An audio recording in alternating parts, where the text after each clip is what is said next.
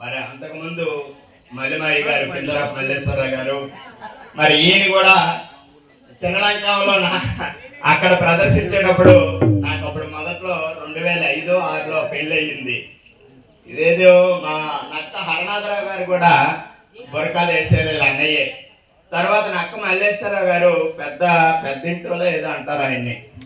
హరనాథ గారు, మల్లేశ్వరరావు గారు, సింహాచలం వీళ్ళందరూ కూడా బుర్రకథ మంచి భజనలు ఆ చిన్నడంకంలో కూడా ఎప్పటికి కూడానండి ఆ భక్తి భావము తెల్లవారిసరి 4 గంటల నుంచే ఆ కార్యక్రమాలు చేస్తుంటారు. మరి అలాగే మరి మన గ్రామంలో ఈ శ్రీరామనవమికి మనం బుక్ చేయడం, వాళ్ళు చక్కనైనటువంటి ప్రదర్శించడం, మరి వారు కూడా మీరు తెలియదు కానీ ఆ నక్క మల్లేసు ముసలయ్య అల్లుడినేనండి. మరి అక్కడ ఆ బురకాలంతా చూశాను అప్పుడు.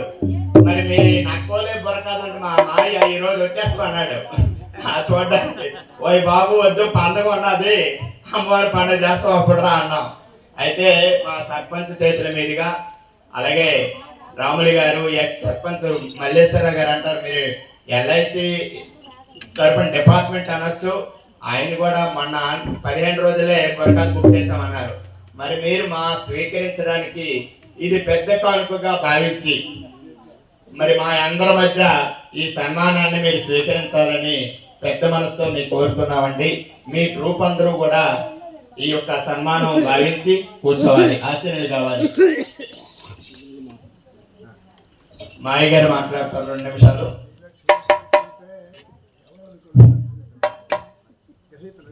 చాలా మంది మీరందరూ వచ్చి మా గ్రామంలో మీ కళని మా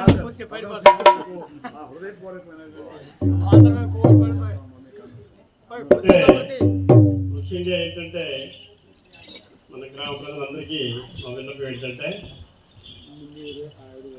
ఇంతవరకు మన గ్రామానికి ఈ పార్టీని మనం తీసుకురాలేదు. ఇవాళ మన కుర్రవాళ్ళు ఉన్నారు, లంకం బుర్రకథ, లంకం జయలక్ష్మి గారి బుర్రకథ అనేసి అంటే మాకు ఏదో అనిపించింది. ఎందుకంటే ప్రతి కార్యక్రమానికి శివరాత్రి అవ్వచ్చు, నవమం అవ్వచ్చు, ఇంకా మరికొందరు సరదాగా ప్రోగ్రామ్ బుక్ చేయొచ్చు. అలాంటి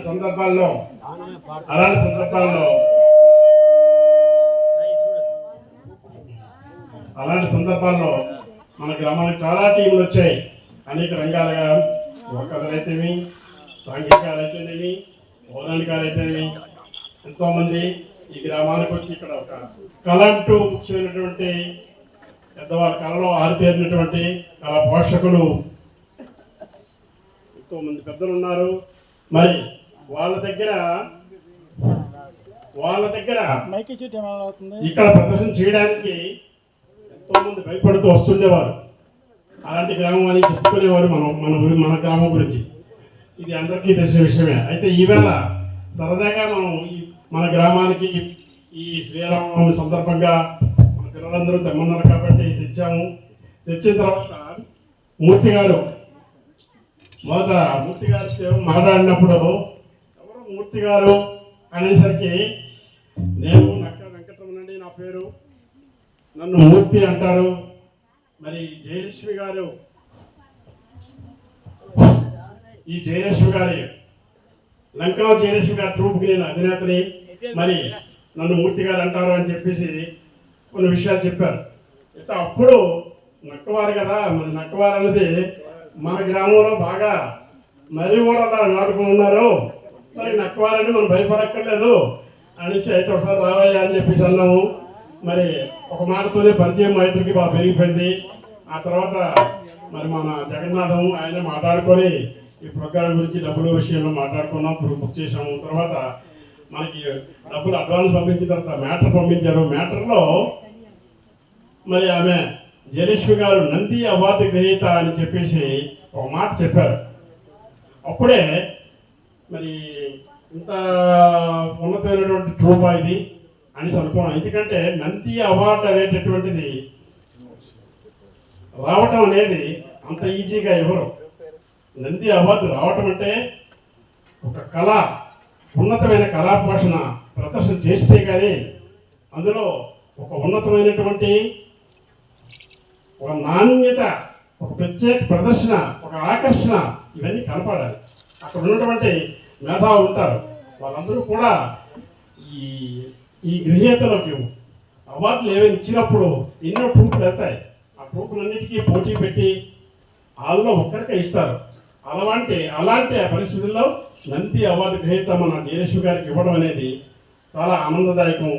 అది ఈ సంవత్సరం అనుకుంటాను, ఈ సంవత్సరమే మన ఆంధ్ర రాష్ట్రానికి అంతేనా, అది మన ఆంధ్ర రాష్ట్రానికి ఈ ఉగాది సందర్భంగా నంది అవార్డు గ్రహీతగా వారు కళాపోషకులు ప్రభుత్వం గుర్తించింది. అటువంటి సందర్భంలో వారు మన గ్రామానికి వచ్చారు కాబట్టి వారికి మనం ఏదో ఒక భక్తిగా ఒక చిన్న గౌరవాన్ని ఇద్దామని ఆలోచనతో ఈ కార్యక్రమాన్ని మధ్యలో ఆపి మీ అందరి ముందుకు తీసుకొచ్చాం. అది ఏర్పాటు చేద్దాం, అది వెంటనే ప్రారంభమవుతుంది.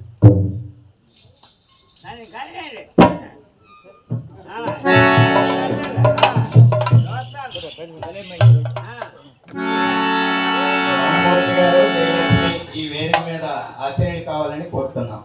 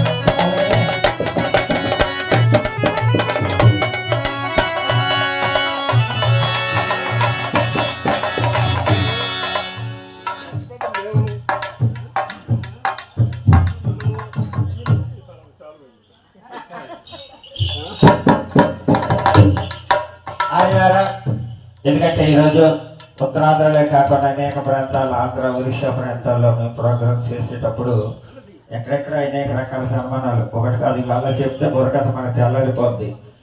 మరి రాష్ట్రంలో ఏ గ్రామమైనా ఏ మండలమైనా ప్రతి ఒక్క శ్రీకాకుళం జిల్లా నుండి హైదరాబాద్ వరకు కూడా ముఖ్యంగా కాసినటువంటి తల్లిదండ్రులు పుట్టినటువంటి గ్రామాన్ని మనం అమెరికాలో ఉన్న మరువలేం, ఏ పండగకైనా దిగుదాం.